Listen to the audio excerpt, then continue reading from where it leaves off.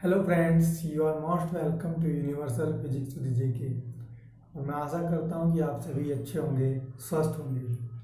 जैसा कि आपको पता है कि हमारा यूनिट 1 चल रही है और यूनिट 1 का चैप्टर 2 चल रहा है इलेक्ट्रिक पोटेंशियल एंड कैपेसिटर, विद्युत विभव और संधारित्र। अपनी पिछली क्लास में हमने पढ़ा था इलेक्ट्रिक पोटेंशियल के बारे में कि what is electric potential and electric potential से संबंधित और अन्य जानकारी एंड यानी कि वैद्युत विभव के बारे में पढ़ा था। तो आज हम कर लेते हैं इलेक्ट्रिक पोटेंशियल पे बेस्ड कुछ न्यूमेरिकल्स जो एग्जाम के पॉइंट ऑफ व्यू से इंपॉर्टेंट हो सकते हैं। तो पहला न्यूमेरिकल है 2 point charge A and B have electric potential of 2 volt and 4 volt respectively. How much work will done to bring 8 microcoulomb charge from point A to B? यानी कि क्या कहा गया है कि हमारे पास जो है दो पॉइंट है, पॉइंट ए और पॉइंट बी। पॉइंट ए का जो इलेक्ट्रिक पोटेंशियल है वो 2 वोल्ट है और पॉइंट बी का जो इलेक्ट्रिक पोटेंशियल है वो 4 वोल्ट हमें दिया हुआ है। और पॉइंट ए पर कोई चार्ज रखा हुआ है 8 माइक्रोकूलम्ब का। पॉइंट ए पर कोई चार्ज है 8 माइक्रोकूलम्ब का। तो हमें इस चार्ज को पॉइंट ए से पॉइंट बी पर लेकर जाना है, पॉइंट ए से पॉइंट बी पर लेकर जाना है, प्लेस कराना है। तो देन हमें फाइंड आउट करना है कि how much work will done, यानी कि कितना जो है वर्क किया जाएगा चार्ज को पॉइंट ओ से पॉइंट बी तक ले जाने के लिए।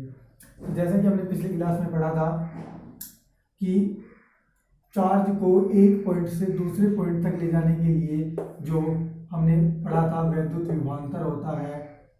देखो, चूंकि हम चार्ज को पॉइंट ए से बी की ओर लेकर जा रहे हैं तो वैद्युत विभवांतर यानी कि इलेक्ट्रिक पोटेंशियल डिफरेंस क्या हो जाएगा, वीबी माइनस वी ए बराबर डब्ल्यू अपॉन क्यू नॉट के इक्वल्स हो जाएगा। और यहाँ पर हमें फाइंड आउट करना है कि वर्क डन डब्ल्यू क्या होगा। तो डब्ल्यू इक्वल्स क्या हो जाएगा, Q not VB minus V. Q not का मान दिया हुआ है हमें 8 माइक्रोकूलम्ब और वीबी का मान हमें दिया हुआ है 4 वोल्ट माइनस वीए का मान हमें दिया हुआ है 2 वोल्ट। तो ये हमारा आ जाएगा 8 माइक्रोकूलम्ब, ये वोल्ट में है, और इंटू 2 वोल्ट दैट मीन्स 16 माइक्रोजूल। 16 माइक्रोजूल यानी कि हमें पॉइंट ए से पॉइंट बी पर 8 माइक्रोकूलम्ब के चार्ज को ले जाने के लिए जो है 16 माइक्रोजूल का वर्क करना होगा, कार्य करना होगा।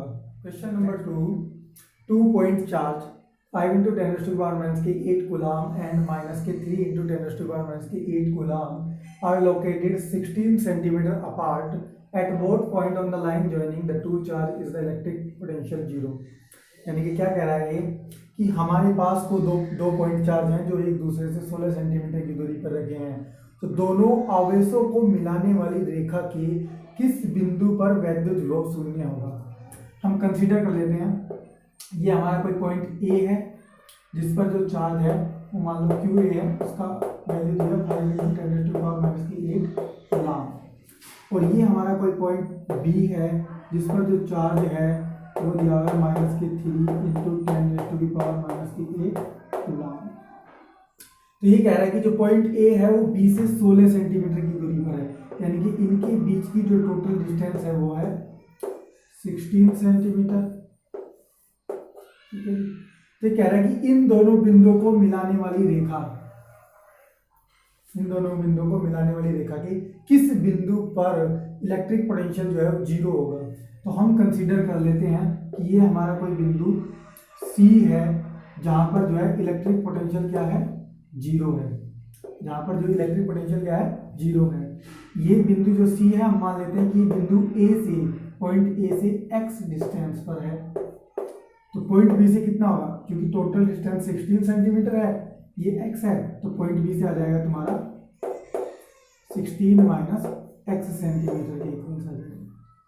तो अब हमें फाइंड आउट करना है electric potential at point C due to the point A and point C due to the point A is equals to आ जाएगा 1/4πε0 into Q A upon X के इक्वल्स, और एट पॉइंट सी आ जाएगा due to the point B is equals to 1/4πε0 into Q B upon 16 minus X, ये total distance 16 minus x है। अब हम देखते हैं कि जो हमारा एट पॉइंट सी यानी कि जो नेट इलेक्ट्रिक पोटेंशियल है वो किसके इक्वल है, 0 के इक्वल्स है। तो हम देखते हैं कि जो पॉइंट सी पर जो इलेक्ट्रिक पोटेंशियल है वो किसके बराबर होगा, पॉइंट इन दोनों की जो है समेशन के इक्वल्स होगा, पॉइंट सी पर एट ए के कारण और due to the point B के कारण। ये हुआ है जो हमने पढ़ा था कि अगर हमारे साथ बहुत सारे पॉइंट चार्ज है तो उसका कैसे होगा, तो इसके अकॉर्डिंग लगा है। यहाँ पर इसका मान है 0 इक्वल्स, इसका मान है 1/4πε0 into Q A upon X, और इसका मान है 1/4πε0 into Q B upon 16 minus X. तो यहाँ से हम देख लेते हैं क्या कि अगर हम इसे जब हल करते हैं तो चूंकि देखो QB का मान हम QA और QB के मान रख लेते हैं, तो ये आ जाएगा 1/4πε0, तो ये हमने 1/4πε दोनों से कॉमन ले लिया, ये बन गया 5 × 10⁻⁸ प्लस QB का मान है -3 × 10⁻⁸ 16 माइनस एक्स। और जब हम इस समीकरण को जो है हल करेंगे, इस समीकरण को हल करेंगे तो ये हमारी समीकरण बन जाएगी 5 × 10⁻⁸ बराबर 3 × 10⁻⁸16 माइनस एक्स। और कैलकुलेशन करने पर यहाँ से जो x का मान निकल के आएगा, इन दोनों को जो हल करने पर जो x का मान निकल के आएगा वो आ जाएगा हमारा 10 सेंटीमीटर की इक्वल्स। दैट मीन्स कि वो पॉइंट C जो है वो पॉइंट A से 10 सेंटीमीटर की दूरी पर है। कितनी दूरी पर, 10 सेंटीमीटर की, और पॉइंट B से 6 सेंटीमीटर की दूरी पर है, जहां पर जो है दोनों के कारण इलेक्ट्रिक पोटेंशियल 0 होगा। Question number 3, a regular hexagon of side 10 centimetre has a charge 5 microcoulomb at each of its vertex, calculate the potential at the centre of the hexagon. हमारे पास एक समषटभुज है यानी कि हेक्सागन है, एक हेक्सागन है जिसकी जो है ईच साइड 10 सेंटीमीटर है। मान लेते हैं कि हमारे पास एक हेक्सागन है, इसकी जो है ईच साइड जो है वो 10 सेंटीमीटर की है, और इसके एवरी शीर्ष यानी कि वर्टिक्स पर जो है एक आवेश रखा हुआ है Q, कितना 5 microcoulomb at every vertices, same 5 microcoulomb का। तो हमें इस हेक्सागन के सेंटर पर जो है इन आवेश के कारण इलेक्ट्रिक पोटेंशियल फाइंड आउट करना है। तो हम इसके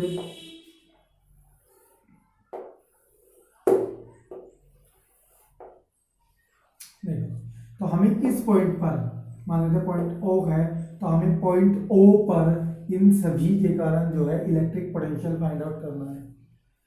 तो देखो यहाँ पे जो है ये हेक्सागन है, हेक्सागन की साइड 10 सेंटीमीटर है, और हेक्सागन का जो प्रत्येक साइड होती है वो सेंटर के साथ 60 डिग्री, यानी कि जितनी ये है ये सब इक्वल होती हैं,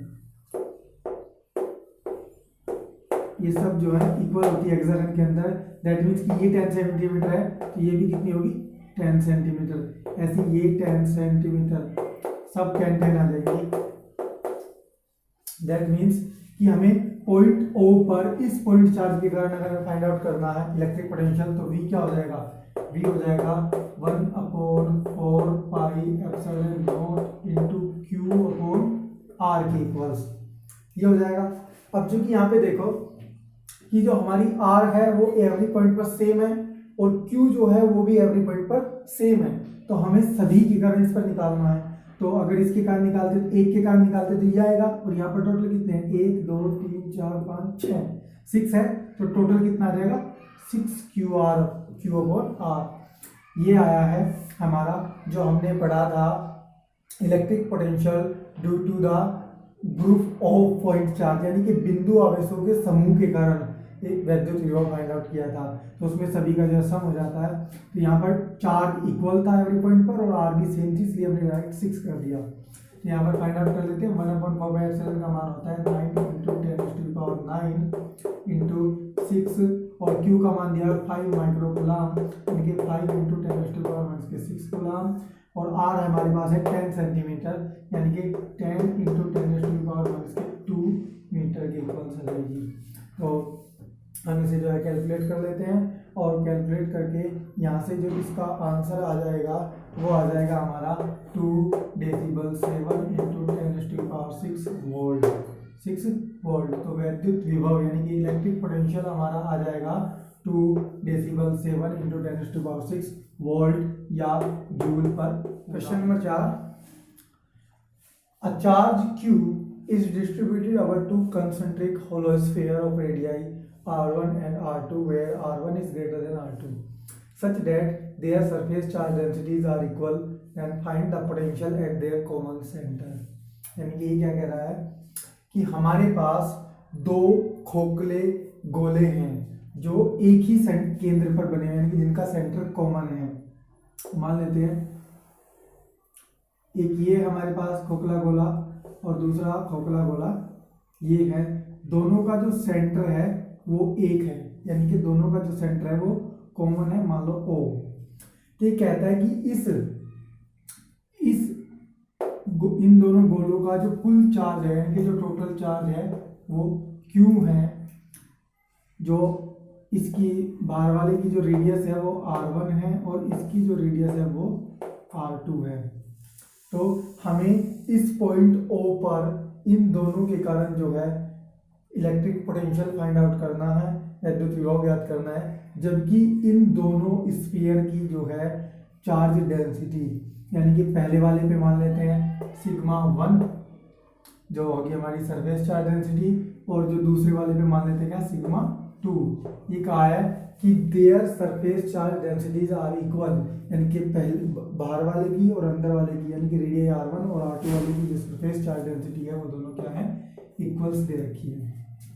हम कंसीडर कर लेते हैं कि जो इनर स्फीयर है उस पर जो है चार्ज प्लस Q2 है और बाहर वाला जो स्फीयर है उस पर जो है चार्ज Q1 है। सरफेस पर जो चार्ज है बाहर वाले के Q1 है और अंदर वाले के सरफेस पर जो चार्ज है वो Q2 है। तो यहाँ पर दिया हुआ है कि सरफेस चार्ज डेंसिटी, और जो हमें इसका टोटल चार्ज दिया है, जो नेट चार्ज दिया है वो दिया है Q। तो Q क्या हो जाएगा, Q इक्वल्स आ जाएगा Q1 प्लस Q2 के। नेट चार्ज हमें Q दिया हुआ है और इसका Q1 मान लेते हैं, इसका Q2, तो नेट चार्ज टोटल चार्ज क्या है Q1 प्लस Q2, और सरफेस चार्ज डेंसिटी हमें जो है बराबर दी है, दोनों के पृष्ठ आप घनत्व जो है वो बराबर है σ1 σ2। तो सरफेस चार्ज डेंसिटी क्या होती है, सरफेस चार्ज डेंसिटी होती है आवेश बटे सरफेस एरिया, सरफेस एरिया की इक्वल्स होती है। तो बात करते हैं हमारे पास यहाँ स्फीयर है, तो स्फीयर की सरफेस चार्ज डेंसिटी क्या होगी, अगर पहले पे बात करते हैं तो क्या होगा, क्या हो जाएगी Q1 बटे स्फीयर का सरफेस चार्ज एरिया, स्फीयर का जो एरिया होता है वो होता है 4 पाई R1 का स्क्वायर बराबर इस पे हो जाएगी Q2 अपॉन 4 पाई R2 का स्क्वायर। तो यहाँ से हम क्या फाइंड आउट कर लेंगे, यहाँ से हमें मिल जाएगा Q1 अपॉन R1 का स्क्वायर बराबर Q2 अपॉन R2 का स्क्वायर, ये आ जाएगा। यहाँ से जो है वैल्यू फाइंड आउट कर लेते हैं, क्या यहाँ से वैल्यू यहाँ पे रख देंगे, तो Q इक्वल्स, मान लो अगर हमें यहाँ से Q1 की वैल्यू फाइंड आउट करनी है तो Q1 की जो वैल्यू आ जाएगी वो आ जाएगी R1 square upon R2 square Q2। तो यहाँ पर रख देंगे Q1 की वैल्यू, तो हो जाएगा R1 square upon R2 square Q2 plus Q2, ये हो गया। तो जो यहाँ से हमारा आ जाएगा, यहाँ से हमारा आ जाएगा R1 का स्क्वायर प्लस R2 का स्क्वायर बटे R2 का स्क्वायर Q2, ये Q आ गया। दैट मीन्स यहाँ से हम वैल्यू फाइंड आउट कर सकते हैं Q2 की। तो Q2 की वैल्यू हमारे पास आ जाएगी R2 का स्क्वायर Q बटे R1 का स्क्वायर प्लस R2 का स्क्वायर। और इसी प्रकार जो है हम यहाँ से Q2 की वैल्यू फाइंड आउट करेंगे और यहाँ पर पुट करेंगे तो हमारा जो है Q1 निकल आ जाएगा। Q1 निकल के आ जाएगा R1 का स्क्वायर अपॉन R1 का स्क्वायर प्लस R2 का स्क्वायर Q की टर्म में Q1 और Q2 दोनों आ गए हमारे पास। अब हमें पॉइंट O पर जो है इलेक्ट्रिक पोटेंशियल फाइंड आउट करना है। हम फाइंड आउट करना चाहते हैं पॉइंट O पर जो है इलेक्ट्रिक पोटेंशियल फाइंड आउट करना चाहते हैं पॉइंट O पर। तो जो पोटेंशियल होगा वो किसके इक्वल आ जाएगा, V1 प्लस V2 के। यानी कि यहाँ पर पोटेंशियल किसके कारण होगा, एक तो इसके कारण अंदर वाले स्फीयर के और एक बाहर वाले स्फीयर के कारण। दैट मीन्स क्या हो जाएगा 1/4 pi epsilon not into Q1 upon R1 plus 1/4 pi epsilon not into Q2 upon R2 total. तो ये आ जाएगा 1/4 pi epsilon not Q1 upon R1 plus Q2 upon R2। और जो हमने Q1 Q2 की वैल्यू निकाली है उन दोनों वैल्यू को यहाँ पर पुट करा देंगे। तो ये हमारा आ जाएगा 1/4 pi epsilon not Q R1 plus R2, 1/4 pi epsilon not Q R1 plus R2 और R1 का स्क्वायर प्लस R2 का स्क्वायर।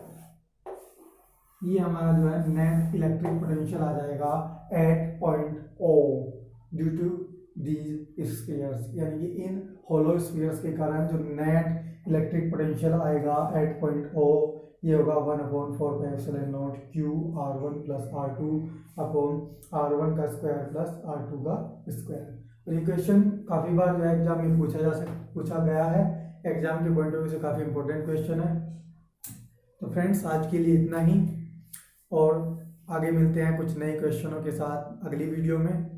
अगर आपको कोई और क्वेश्चन जो है आपके अगर समझ में नहीं आ रहा है, उससे आपकी समस्या हो रही है, तो आप उससे रिलेटेड कोई भी क्वेरी हमारे टेलीग्राम चैनल पर जाकर हमें भेज सकते हैं। टेलीग्राम चैनल का लिंक डिस्क्रिप्शन में दिया हुआ है। Okay bye, take care, thank you.